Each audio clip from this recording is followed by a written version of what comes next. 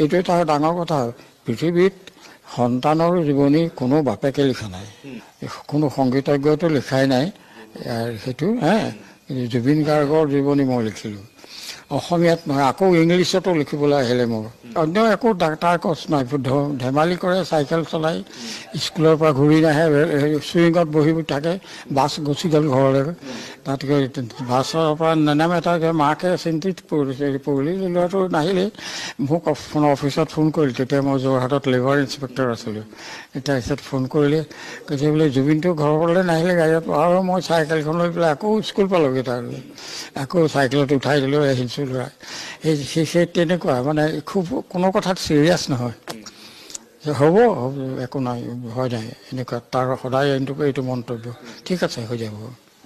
আৰু গৈছে সাঁতুৰি থাকে, স্কুললৈ যাব লাগে, ৰিচাৰ্চ লেবৰেটৰীত ডাঙৰ ডাঙৰ পুখুৰী আছে সাঁতুৰিব, তাত তাৰ ফ্ৰেণ্ড এটা থাকে কাম কৰা, বাপেকে কাম কৰে। ই টাউনৰ পৰা চাইকেল মাৰি আহে, জুবিনক চাইকেল কিনি দিছোঁ মই এখন, পুতলা চাইকেল ৰঙা আছিলে, সেইখন আহি সাঁতুৰি থাকে, আকৌ আবেলি ঘৰলৈ যায়।